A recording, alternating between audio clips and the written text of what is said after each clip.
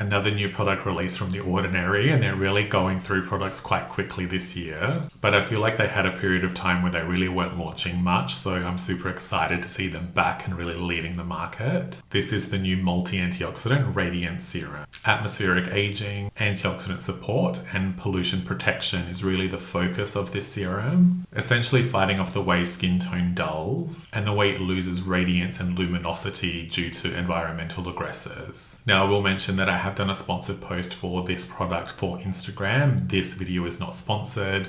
I'm just a fan of The Ordinary, so I always like to create like more of a focused video on their new releases. This way I can talk about things outside of like brand approved claims, because The Ordinary are actually really good at ensuring that people stay on track and don't say things they shouldn't be saying. But yeah, this type of video just lets me play around and go into a little bit more of the skincare geek inside. Multi-Antioxidant Radiance Serum is packed with 8 key antioxidant technologies. As part of the ad that I did for them on Instagram, they were actually kind enough to create like a fake mock-up of what the product would look like if all of these 8 technologies were actually listed on the label. So I'll throw that up on screen just so you can see the mock-up they made. So just imagine having to ask for this product with its full name. That would be kind of funny.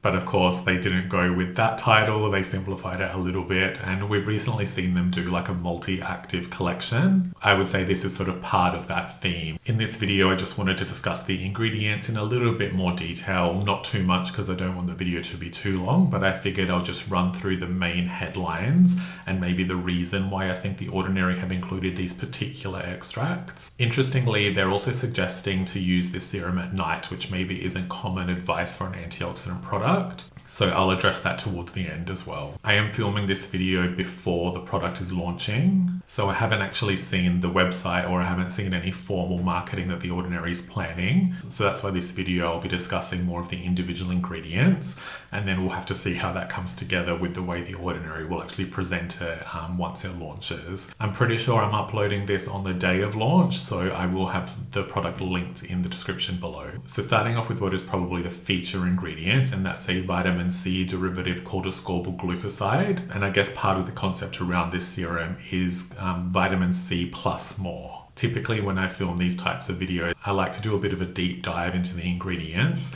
and try to find like the actual trade name or specific supplier. Unfortunately, Ascorbyl Glucoside as a phrase is just too generic, so there's no way that I'd be able to know who The Ordinary is actually using as a supplier. Although the supplier of this particular ingredient probably doesn't matter as much because the Ascorbyl Glucoside just as a molecule has its own mechanism of action and its own principle of effect. Part of the downside of a lot of vitamin C derivatives is that a few of them are oil soluble, so it means that the textures do end up being a little bit more rich or oily feeling. A key feature of Ascorbyl Glucoside is that it's water soluble, so it means it works well in lighter textures. From what I understand of Ascorbyl Glucoside, it's supposed to exert a lot of the same benefits of just your regular ascorbic acid. So it's supposed to have antioxidant protection, it's supposed to help boost skin's natural collagen, and also has brightening and like skin tone evening potential. There is a little bit of conflicting information out there on Ascorbyl Glucoside and I guess how equivalent it is to like regular ascorbic acid. I think the general feeling is that it should achieve a similar result, just maybe at a slower rate over a longer period of time. I'm not confident there's actually a direct percentage correlation,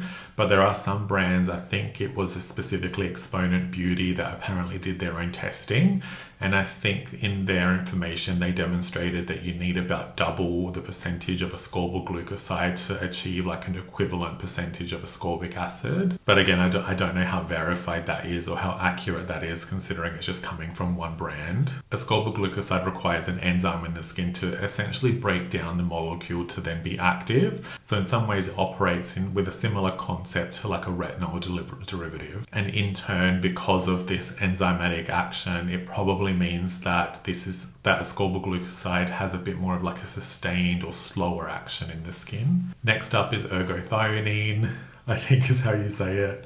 And this is another powerful and very well-known antioxidant. And really, since this whole serum is all about antioxidants, there is a degree of overlap with the claims because they're all out here trying to protect the skin or shield the skin from different free radicals and so on. Interestingly, ergothioneine has a reputation of actually evening skin tone, especially addressing sallow looking skin, and its antioxidant ability targets specific free radicals that maybe some other antioxidant aren't as effective at blocking or like fighting off. So it's always great to see something like this in a well-rounded formula. So I guess it means The Ordinary has thought about ensuring that there's a wide spectrum of protection against the different free radicals. Next up is EGCG, and this is probably the key antioxidant catechin found in green tea. So often when you see brands utilizing green tea in a formula, the whole purpose is for the EGCG and other catechin molecules to exert a benefit. EGCG is often known as a molecular sponge. It looks as though The Ordinary is using a modified form, where the typical EGCG has been linked to a glucoside molecule,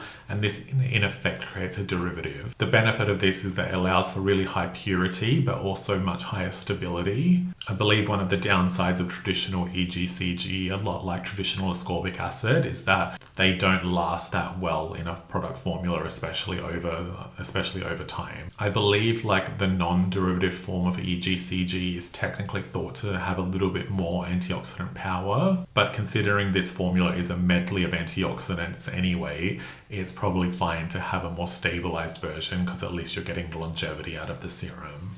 Next up is a peptide called Acetyl Tetrapeptide-2. This peptide is actually sold by various different suppliers with different trade names with slightly different claims. Because this is an antioxidant serum, I'm going to guess that The Ordinary is using a version of this called NeoClair Pro. One of the main claims around this peptide is that it acts as an antioxidant amplifier, and it's supposed to inhibit a specific receptor in the skin that's activated by pollutants. Next is another peptide called heptapeptide 6, which I believe is part of another trade name complex called Telescence turmeric. I'll throw it up on screen. Basically, this is a biomimetic turmeric-derived peptide. This is billed as an ingredient defending against enviro stress, mostly related to temperature changes, both from heat and cold, and in turn this is supposed to lead to more resilient or less reactive skin. In a nutshell, like an anti-inflammatory peptide. Next up on the label are Tocotrienols, if I'm saying that right. This is part of the vitamin E family, and we're probably more familiar with the phrase tocopherol, which this is kind of like an alternative to that. Everything I've read seems to suggest that tocotrienols are a stronger and just better, more effective antioxidant. They don't seem to be as widely used, and I couldn't really figure out why. Some sources seem to suggest they aren't as stable in a product formula as tocopherol would be, so maybe that's part of the reason. I tried looking through for ages trying to find an associated trade name for this to see if there was some other stability mechanism, but I wasn't able to find anything for sure. So I'm just unclear on like which trade name they're using. What is interesting though is that The Ordinary have also boosted this serum with an additional extract that comes from the annatto tree. I'll throw up the extract name on screen. This is known as a really good natural source of tocotrienols. So I don't know if somehow these two ingredients are related or if The Ordinary have put in tocotrienols separately to this extract.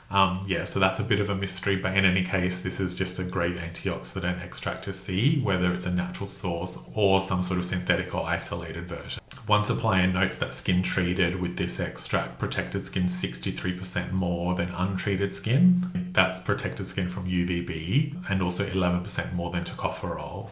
Next up is Tremella, Fuciformis Sporocarp extract, which is basically a snow mushroom or silver ear mushroom extract. And apparently it's associated to a well-known Chinese legend where the application of this ingredient led to more luminous skin, or I think they phrased it as like youthful and glowing skin. I've personally seen snow mushroom mostly used as a hydrating ingredient. It apparently has an action sort of similar to hyaluronic acid, but I didn't realize until actually looking into it properly that it also has a reputation of defending the skin against reactive oxygen species, hence making it a really good multifunctional extract to see in an antioxidant serum. And the last feature ingredient is a ginseng extract or Panax ginseng root extract. Ginseng is such a tricky ingredient because the way that it's grown and aged is very significant in terms of the potential benefit that it can exert. Unfortunately, like with the Ascorbyl Glucoside and a couple of the other extracts in this serum, the actual inky name is very generic, so I wasn't able to isolate a specific supplier that The Ordinary would be using. That makes it hard to figure out if they're implementing like a standardized extract or the quality of the ginseng. The Ordinary, obviously having wide-reaching scale and just Estee Lauder money, I assume that they're using a good quality extract, and the associated claims that they make about this relates to soothing skin stress response.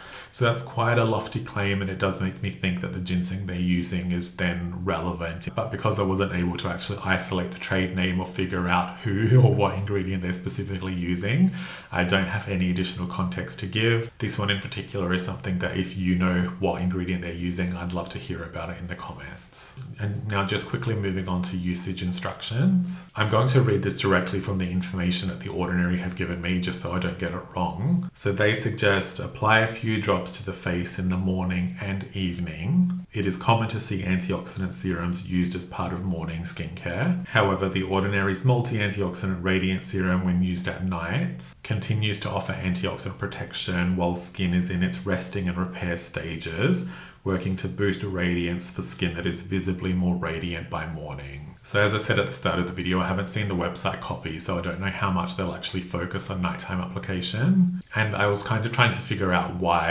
of course there's no harm in applying antioxidants in the evening.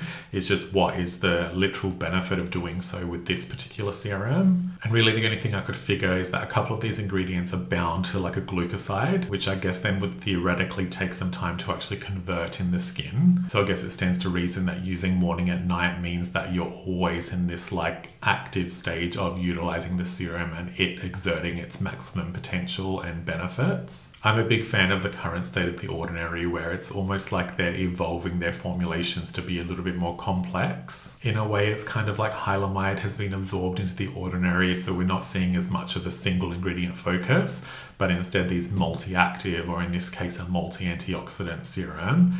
But the price point is still truly exceptional. Again, I haven't seen the website, but I'm fairly sure this is like 24 Australian dollars, which for such a well-rounded, well-packed antioxidant product is, quite amazing. A few years ago, this type of product probably wouldn't have been part of The Ordinary DNA. So yeah, I'm just happy to see this evolution. And I have seen still a handful of their next launches, which are really just as interesting. That's it for this video. It probably wasn't as detailed as I've gone through in some other videos, but just because it was difficult for me to isolate trade names, there wasn't as much for me to discuss. I hope it was still somewhat helpful just as a general breakdown of the serum. Thank you for watching. Please don't forget to like and subscribe, and I'll see you in the next video.